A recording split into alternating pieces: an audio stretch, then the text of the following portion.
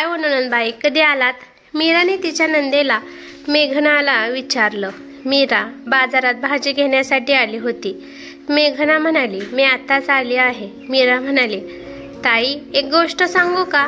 वाईट वाटून घेऊ नका.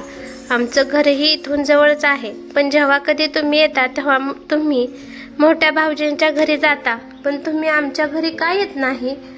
माझा नवरा सुद्धा तुमचा सख्खा धाकटा भाऊ आहे. त्यांच्या प्रेम आणि समर्पणाला काही किंमत नाही का? मेघना म्हणाली, नाही मीरा वहिनी, असं काहीच नाही. मोठा भाऊ सरकारी नोकरीला आहे आणि नात्यातही माझ्यापेक्षा मोठा आहे. आता त्याच्याकडे गाडी बंगला सर्व काही आहे. नात्यात तू माझ्यापेक्षा लहान आहेस. तुझ्याकडून मी काही घेऊ शकली नाही तर तुम्हाला वाईट वाटेल म्हणून मी तुझ्या घरी येत नाही, पण परत जाताना सगळ्यात आधी मी तुला भेटल्याशिवाय जात नाही. मीरा उदास मनाने म्हणाली, हो ते ठीक आहे. त्यांच्या घरात अनेक सुखसुविधा आहेत, त्यामुळेच तर आई पण तिथेच राहतात. खरं तर आई पण मोठ्या भावासोबत राहते, त्यामुळे मी माझ्या मुलांसोबत सुट्टीत मोठ्या भावाकडे राहण्यासाठी जाते. मग मोठी वहिनी आम्हाला सहज गाडीत घेऊन फिरवू शकते. पण मी तुझ्याकडे आले तर मुलं इकडे तिकडे फिरणार नाहीत. पण काळजी करू नका, घरी परत जाताना मी तुमच्या सर्वांना भेटण्यासाठी घरी येईन. एवढे बोलून मेघना तिच्या मोठ्या भावाच्या घरी निघून गेली. मीरा भाज्यांची पिशवी घेऊन घरी आली. त्या दिवशी रविवार होता. रविवार असल्यामुळे मेघनाचा नवरा सुरेश सुद्धा घरी होता. बायकोचा उदास चेहरा पाहून तो म्हणाला, काय झालं मीरा? तू खूप आनंदात मार्केटला गेली होतीस. परत येताना तुझ्या चेहऱ्यावरचं हसू कुठं सोडून आली? मीराने उदास होऊन सुरेशला सगळा प्रकार सांगितला आणि ती म्हणाली, आजचे लोक खरे बोलतात. या काळात प्रेम आणि समर्पणाला किंमत नाही. फक्त पैसे कमी आहेत हे कारण नाही. छोट्या भावाकडे मोठ्या भावा इतकी प्रतिष्ठा नाही म्हणून मेघनाताई आपल्या घरी कशाला येतील? सुरेश म्हणाला, किती विचार करतेस? ती नाही आली तर काही फरक पडत नाही. तिला आवडेल तिथे तिला जाऊ दे. मी पाहिले आहे की मोह माया आजकाल नात्यांना खात आहे. त्याच्यापुढे प्रेम आणि समर्पणाला किंमत नसते. मला माहित आहे आपण सर्वजण दुसऱ्यांना दाखवण्यासाठी नाते संबंध जपत आहेत. तू माझ्या बहिणीसाठी जेवढं काही करते त्याच्यातच मी आनंदी आहे. चल आता पटापटा मस्तपैकी चहा बनव आणि आपण दोघं बसून चहा पिऊ. बिचारी मीरा जेव्हा नणंद मेघना तिच्या घरी यायची तेव्हा तिची खूप खातिरदारी करायची. मेघना निघताना मीरा तिला देवघरात घेऊन जायची आणि मेघनाला कुंकू लावायची आणि जेवढे होईल तेवढे देऊन तिला घरी पाठवत असे. मीरा महागड्या भेटवस्तू देऊ शकत नव्हती. मेघना नात्यात मोठी होती आणि बहिणीकडून काही घेतलं तर तिलाही परत द्यावं लागत असे. म्हणून मेघना फक्त कुंकू लावूनच परत घरी येत असे. नणंद आणि सासूबाईच्या वागण्यामुळे मीराला दुःख वाटत होतं, पण बिचारी मीरा स्वतःवर कंट्रोल ठेवत होती आणि घरात भांडण होऊ नये म्हणून शांत बसत होती. मीराला एक मुलगी होती. मुलगी काव्य शिकत होती. आत्याचे वागणे बघून ती नेहमी मीराला विचारत असे, आई आत्या आपल्याकडे का येत नाही? मोठ्या बाबांकडे भरपूर पैसे आहेत आणि आत्या घरी जाताना मोठ्या बाबांकडून महागड्या वस्तू घेऊन जाते, म्हणूनच ती आपल्या घरी येत नाही. पण आई त्याच्यामुळे तू वाईट वाटून घेऊ नकोस. दुसऱ्याच दिवशी मेघना तिच्या मोठ्या बहिणीच्या घरून सासरी जाण्यासाठी निघाली. तेव्हा सासूबाईंनी हळूच मेघनाच्या हातात सासरी घेऊन जाण्यासाठी काही पैसे दिले. मेघनाला वाटले आई मोठ्या भावाकडूनच पैसे घेऊन मला देत असावी.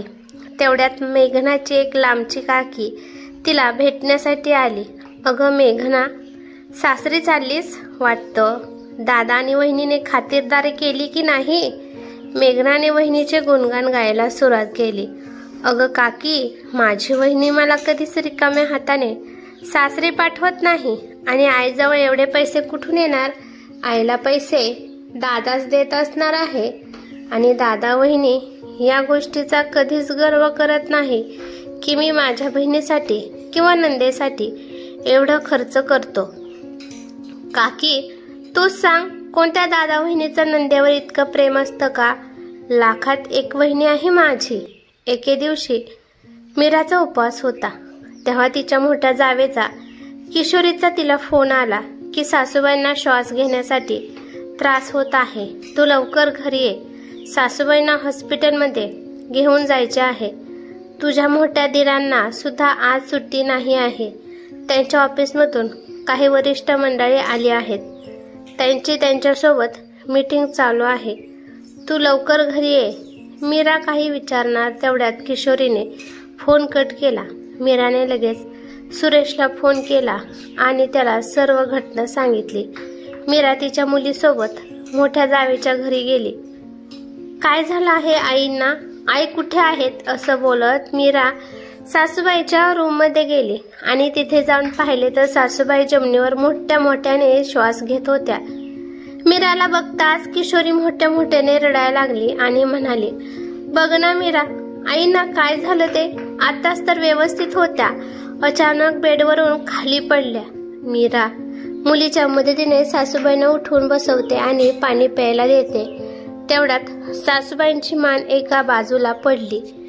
मीरा घाबरून किशोरीकडे बघते आणि किशोरीला विचारते, तुम्ही तर सांगितलं होतं की आईंची तब्येत ठीक नाही आहे, पण आई स्वतःहून हलत सुद्धा नाही आणि काही प्रत्युत्तर सुद्धा देत नाही आहेत. असं काय झालं अचानक? मीराच्या मनाला हे काही पटत नव्हतं. तेवढ्यात सुरेश तिथे आला. सुरेशला पाहून मीरा रडायला लागली. मीरा सुरेशला म्हणाली, बघा ना आईंना काय झालं आहे. चला लगेच हॉस्पिटलला घेऊन जाऊया आईला. सुरेशने दादाची वाट न बघता मीरा आणि मुलीच्या मदतीने आईला जवळच्या हॉस्पिटलमध्ये घेऊन गेला. हॉस्पिटलमधील डॉक्टरांनी त्यांना तपासले आणि सांगितले त्यांना अटॅक आला. तेव्हाच घेऊन यायला पाहिजे होते. तुम्हाला यांना हॉस्पिटलला घेऊन येण्यास उशीर झाला आहे. त्या आता आपल्यात राहिले नाहीत. डॉक्टरांचं म्हणणं ऐकून मीरा आणि सुरेश चकित झाले. मीरा काही म्हणणार त्याआधीच सुरेश म्हणाला, काहीच उपयोग नाही, कारण ती आता या जगात राहिलेली नाही. काय झालं आणि काय झालं नाही हे समजून घ्यायला गेलं तर नाते अजून खराब होतील. आता आईला घेऊन जाऊ असं म्हणत सुरेशने हॉस्पिटलमध्ये सर्व प्रक्रिया पूर्ण केली आणि आईला घेऊन मोठा भाऊ सुमितच्या घरी पोहोचला. तिथे त्याच्या आईची खोली पूर्णपणे अस्ताव्यस्त पडली होती. खोलीची अशी अवस्था पाहून सुरेशला राहवलं गेलं नाही. तेव्हा तो त्याच्या दादाला म्हणाला, काय झालं दादा? खोलीची अशी अवस्था का झाली आहे?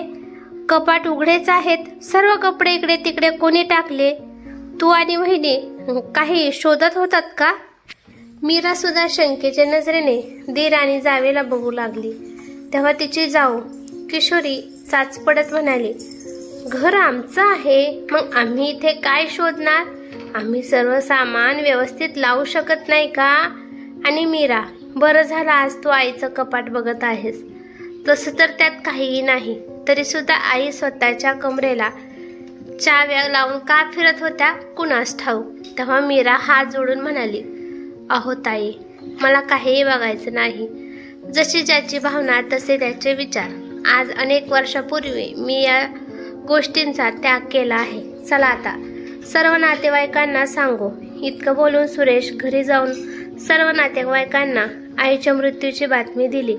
मेघना सुद्धा धावत आली. आज अंत्यविधीचा कार्यक्रम आहे. घरात मोठ्या जावेने आणि दिराने सर्व तयारी केली होती. 13व्या दिवशी सर्व नातेवाईकांच्या सहवासात आणि अनेक लोकांना जेवण दिलं गेलं. किशोरी मीरा आणि मेघनाला म्हणाली, तुम्ही एकदा आईच्या खोलीत चला. इतकं बोलल्यानंतर ती त्या दोघींना आईच्या खोलीत घेऊन गेली आणि कपाटाची चावी मेघनाला देऊन म्हणाली, अहो ननंदबाई, तुम्ही तुमच्या आईचं कपाट खोलून बघा. नंतर बोलू नका की मोठ्या वहिनीने सर्व काही ठेवून घेतलं आहे. मेघनाने कपाट उघडले व कपाटाची अवस्था पाहून तिने तिचं तोंड खोललं. ती म्हणाली, हे देवा, या कपाटात तर आईच्या महागड्या जुन्या साड्या, गावातील घराचे, शेतीचे कागदपत्र आणि तिचे दागिने सुद्धा ठेवले होते. ते सर्व कुठे गेलं? तेव्हा किशोरी म्हणाली, जे काही आहे ते तुमच्या समोरच आहे. यामध्ये जे काही आहे ते तुमच्या समोर आहे. यामध्ये अजून जास्त काही नव्हतं. तुम्हीच त्यांचं कपाट उघडत आहात. मी तर त्यांच्या कपाटाला हात सुद्धा लावला नाही. इतकं बोलून किशोरीने त्या कपाटातील 2 जुन्या साड्या काढल्या. त्यातील एक साडी मीराला आणि एक साडी मेघनाला देऊन ती त्या खोलीतून बाहेर निघून गेली. मीरा ती साडी मेघनाताईच्या हातात देत म्हणाली, ताई, जेव्हा इतर सर्व गोष्टीवर तुम्हा दोघांचा हक्क होता, तर आईच्या या शेवटच्या साडीवर सुद्धा तुमचाच हक्क असेल. त्यामुळे तुम्हीच ही साडी ठेवून घ्या. मला आधीही काही नको होतं आणि आताही काही नको. इतकं बोलून ती सुद्धा तेथून निघून गेली. आज सासूबाईंना जाऊन 2 वर्ष झाली होती. मुलगी मेघना आज सुद्धा मोठ्या भावाच्या इथे थांबते, पण किशोरी तिला कधी फिरायला घेऊन जात नाही, ना सासरी जाताना काही देते. उलट जाताना म्हणते की आईने जे काही दिलं ते सर्व तुम्हालाच दिलं होतं. मला काहीही माहित नाही. तुमच्या आईने तर आम्हाला कधी कोणत्या सणाला वगैरे काही दिलं नाही. त्यामुळे तुम्ही आमच्याकडून काही अपेक्षा करू ठेवू नका. आणि हो, जर माहेरचं सुख हवं असेल तर लहान भावाकडे जात जा. नमस्कार. इतकं बोलून किशोरीने एकदा मेघनाच्या चेहऱ्यावरच दरवाजा बंद केला. त्या दिवशी मेघनाला कळालं की नात्यांमध्ये प्रेम आणि समर्पणच सर्व काही असतं. जोपर्यंत ती तिच्या भावाच्या पुढे मागे नाचत होती, आज कशा प्रकारे त्याने सर्व काही घेऊन आपल्या बहिणीकडून कायमची सुटका करून घेतली. दुःखी मनाने मेघना आपल्या घरी निघून गेली. काही दिवसानंतर मेघनाने मीराला फोन केला. कशा आहात वहिनी? आता आई नाही तर मोठी वहिनी आदर तर सोडा, पण साधं विचारत सुद्धा नाही, साधा फोन सुद्धा करत नाही. त्यावर मीरा म्हणाली, ताई, तुम्ही आमच्या घरी का येत नाही? 4 दिवस माहेरी या, आरामात राहा. आम्हाला जसं जमेल तसं आम्ही तुमचं स्वागत करू.